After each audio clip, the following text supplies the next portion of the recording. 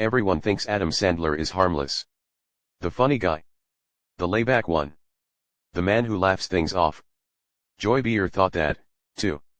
What she didn't realize was this. Some people don't explode when they're pushed. They wait. And when they finally speak, the room changes. The studio lights were warm, almost cozy, washing the set in soft autumn colors.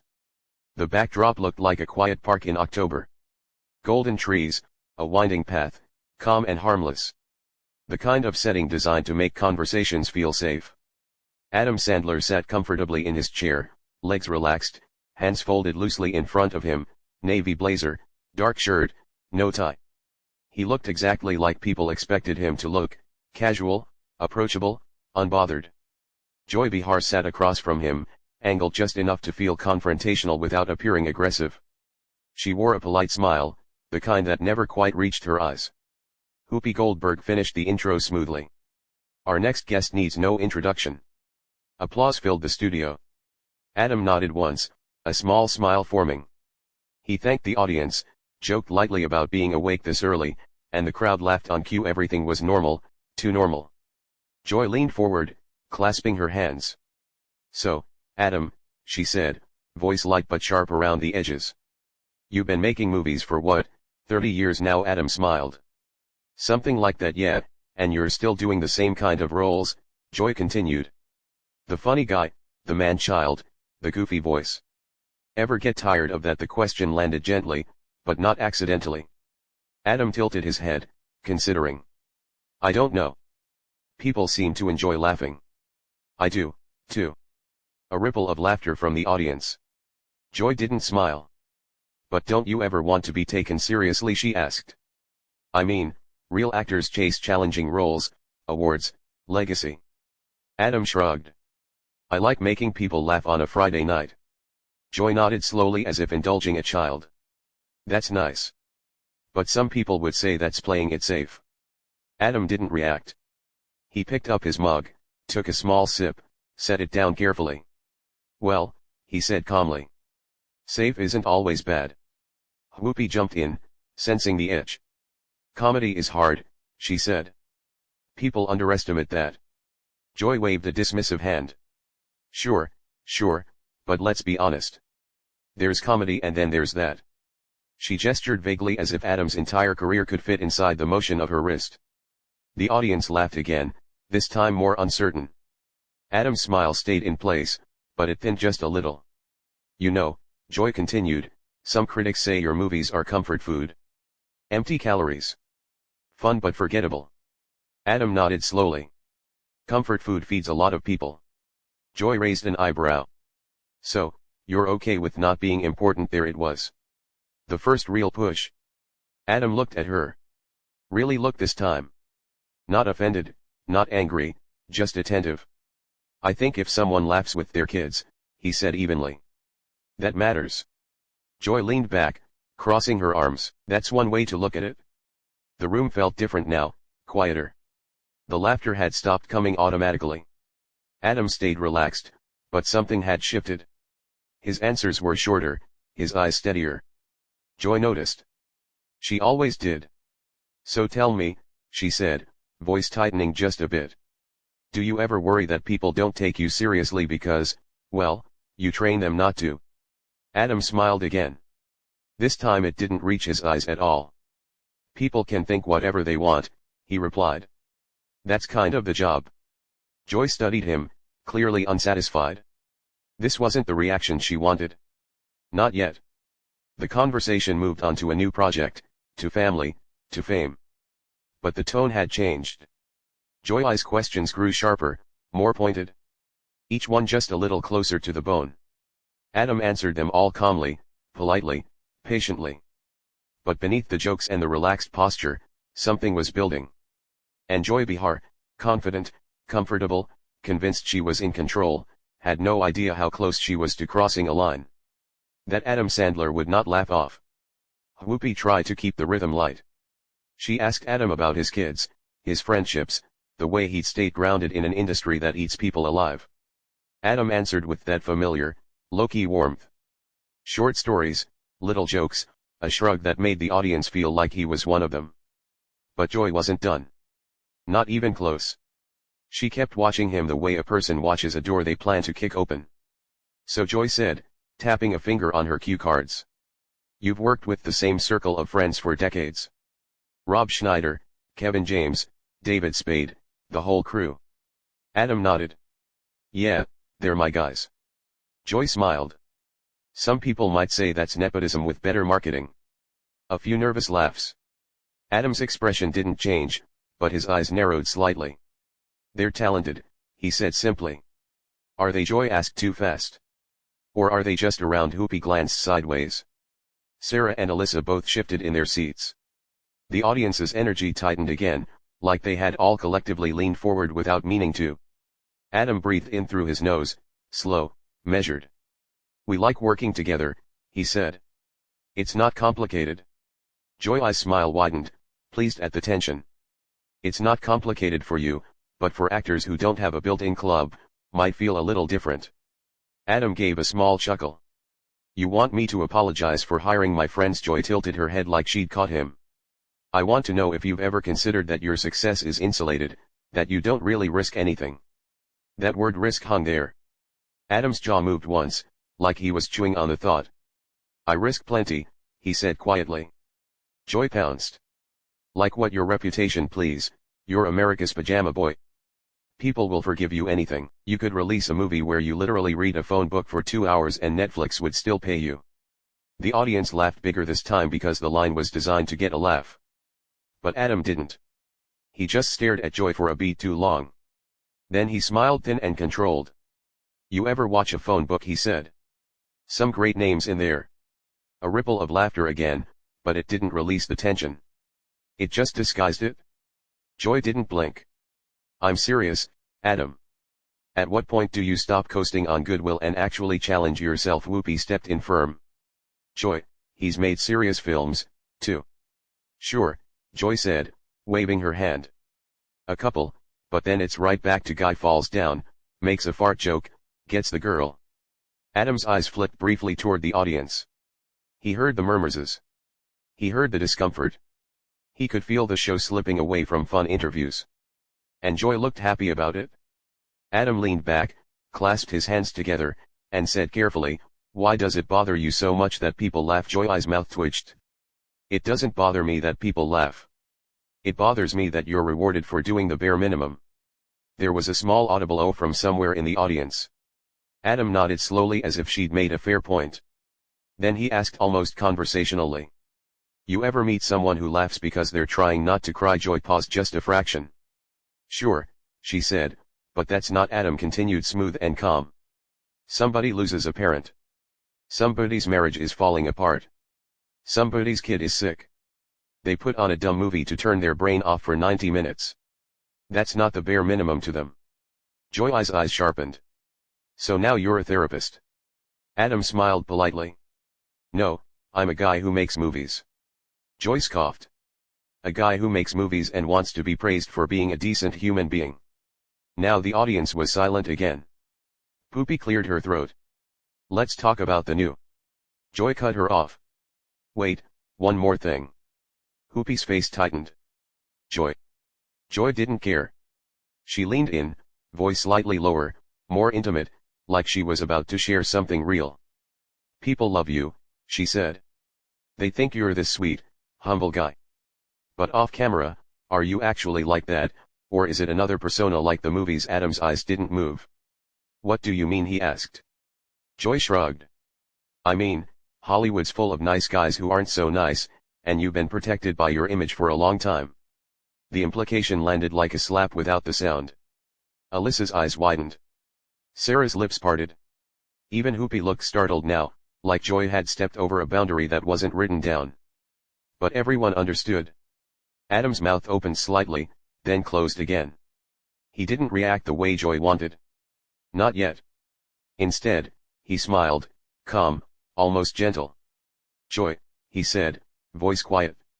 You want to talk about my work or you want to talk about rumors? Joy held his gaze. I want to talk about reality. Adam nodded once. Okay, he said. Then let's talk about reality. The way he said it made the room colder because for the first time, Adam Sandler wasn't joking. And Joy Beer, still convinced she was steering, didn't notice that Adam had just taken the wheel. Not until he leaned forward, set his mug down with a soft clink, and looked at her like she was the one sitting in the hot seat now. And the audience could feel it. Something was about to happen. The studio felt different now. Not louder, not chaotic, quieter. The kind of quiet that happens right before something breaks. Adam leaned forward, elbows resting lightly on the table, hands folded. His voice stayed calm, almost soft. But there was an edge now, a sharpened clarity that hadn't been there before. You said reality, he repeated. So, let's be real. Joy crossed her arms, chin lifted. She was still smiling, but it didn't reach her eyes. By all means. Adam nodded once. Reality is, I've been doing this for over 30 years, and in that time, I've learned something. Joy raised an eyebrow. Oh. Adam looked straight at her. Some people don't want answers. They want reactions. A murmur rolled through the audience. Joy laughed lightly. That's a convenient excuse. No, Adam said, still steady. It's an observation. Whoopi shifted in her chair. Okay, let's Joy cut in again. So, are you saying I'm baiting you? Adam finally smiled, but this time it wasn't friendly. It was precise, controlled. I'm saying, he replied. You're not actually curious about me. Joy leaned forward. You don't get to decide my intentions. Adam didn't flinch. I don't have to. Your questions do that for you. The audience reacted audibly now, an uneasy mix of gasps and scattered applause. Joy's tone sharpened. You came on this show to promote a movie. This is part of the deal. Adam nodded. Sure. Talking about the movie, not my character assassination. Joy scoffed. That's dramatic. Adam tilted his head slightly. Is it? He paused. Let the silence work. Then he continued slower. You called my work lazy. You implied I don't take risks. You suggested my personality might be fake. That's not critique. That's provocation. Joy's smile faded for the first time. I'm allowed to challenge guests. So am I, Adam said calmly. That landed harder than shouting ever could. Joy opened her mouth, then closed it. She wasn't used to guests pushing back without raising their voice, without giving her the satisfaction of outrage. She tried another angle. Let's be honest, she said. Comedy like yours doesn't age well. The culture moves on. Adam nodded. It does. And some people, Joy added, get left behind. Adam's eyes didn't leave hers. Funny thing is, every time people say that, another generation shows up laughing. Applause broke out. Real this time. Joy's jaw tightened. You think popularity equals value? Adam shrugged slightly. I think connection does. Joy rolled her eyes. You sound very comfortable on that moral high horse. Adam smiled faintly. I'm not on a horse. I'm on a chair on your show answering questions you asked. The audience laughed, but Joy didn't. Whoopi finally stepped in firmer now. Joy, maybe we know, Joy said sharply. I want to finish this. Adam exhaled through his nose slowly. Okay, he said. Then let me finish something too. He sat up straighter now. The casual slouch was gone. The warmth was still there, but contained like heat behind glass. You talk about risk, he said. Let me tell you what risk actually is. Joy folded her arms tighter. Risk is putting yourself out there knowing people like you will tear it apart, Adam continued. Risk is being mocked for caring about the audience instead of impressing critics. Risk is choosing joy in a business addicted to cynicism. Joy laughed sharp and dismissive. Oh, please. Adam didn't react. Here's the real part, he said. I don't need you to respect my work. I just need you to stop pretending your disdain is intellectual honesty. The studio went dead silent. Joy's eyes flashed. Excuse me, Adam met her gaze evenly. You don't like what I do. That's fine. But dressing it up as some moral failing. That's lazy. A collective "oh" rippled through the crowd. Joy's voice rose. You come on my show and call me lazy. Adam shook his head. No, I said the argument is. Joy pointed at him now. You think because you're beloved, you can talk down to me. Adam's voice dropped, cool, sharp. I think because I'm sitting here calmly while you keep escalating. The audience can see exactly what's happening. That was the moment Joy leaned back, lips pressed thin. She glanced briefly at Whoopi, then back at Adam. You know what, she said. Maybe you should take your sensitivity back to your sandbox movies. A few gasps, a few uncomfortable laughs. Adam looked down at the table. For a second, it seemed like he might let it go. Then he looked back up and the smile was gone. Joy, he said quietly. I've been respectful. I've answered every question. I've taken every jab. He paused. But I don't sit through insults disguised as commentary. Whoopi's eyes widened. Adam. Adam held up a hand. Not aggressively, calmly. I'm done being a punching bag, he said. The words weren't loud. They didn't need to be. Joy opened her mouth to respond, but Adam was already standing. The audience erupted, half applause, half stunned silence. Adam picked up his jacket, looked once more at the table, then at Joy. Good luck with the rest of the show, he said evenly. I hope the next guest gives you the reaction you're looking for. He turned and walked off the set. Cameras scrambled to follow him. Joy stared after him, stunned, and for the first time that morning, she had nothing to say. The applause didn't stop when Adam Sandler disappeared behind the curtain. It grew, not wild, not celebratory, uncomfortable, heavy, pointed. Joy sat frozen, one hand still hovering above the table, as if she'd been about to make another point. But the moment had already moved past her. Whoopi broke the silence first.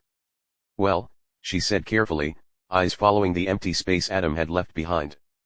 That escalated. Joy forced a laugh. If someone can't handle tough questions, Whoopi turned toward her slowly. Those weren't just tough questions, Joy. The studio went quiet again. Joy shifted in her chair. So now I'm the villain. No, Whoopi replied. But sometimes pushing isn't the same as probing. Joy opened her mouth, then closed it. She glanced toward the audience, expecting support. What she saw instead were divided faces, some stunned, some nodding, some clearly siding with the man who just walked away without shouting, without swearing, without begging to be understood. A producer's voice crackled faintly through the studio speakers, unheard by viewers, but impossible to ignore for the panel.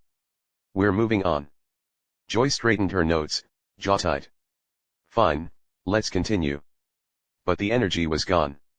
Every joke landed flat. Every transition felt forced. The empty chair beside Joy wasn't just noticeable. It was loud. Backstage, Adam didn't stop walking. A staff member tried to speak. He nodded politely and kept going. No rant, no victory speech, just a quiet exit. By the time the show cut to commercial, clips were already spreading online. Adam Sandler shuts down the view. Sandler walks off after Joy Maher clash. Calm, controlled, final. Joy would later say the interview was spirited. Adam wouldn't comment at all. He didn't need to because sometimes the strongest statement isn't the last word.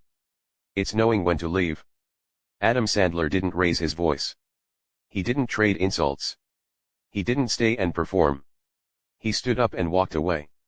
If you believe silence can hit harder than shouting, if you think respect has a breaking point, and if moments like this say more than any argument, like the video, subscribe to Pressure Point and tell us in the comments, was Adam right to leave, or should he have stayed and pushed back harder? More confrontations, more pressure, more moments where everything changes.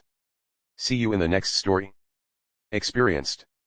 I hope you never have to watch everything you've built crumble because of your own choices. I hope you never have to claw your way back from rock bottom while the world cheers for you to fail. But if you ever do find yourself in that position, I hope you meet more compassion than you've shown me today. Because everyone deserves at least that much, even people who've made terrible mistakes, even me. With that, Charlie Sheen walked off the stage with a dignity that seemed to surprise everyone in the studio, perhaps even himself. The audience sat in stunned silence.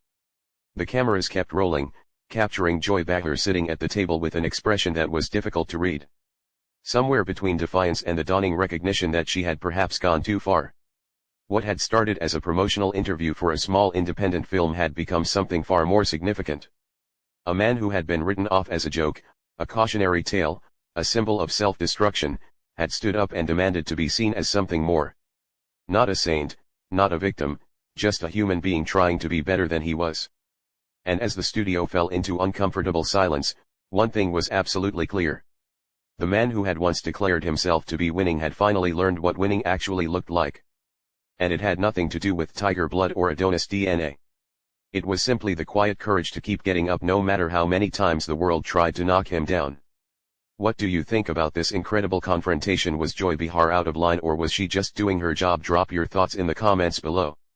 And make sure to subscribe for more stories that will absolutely leave you speechless.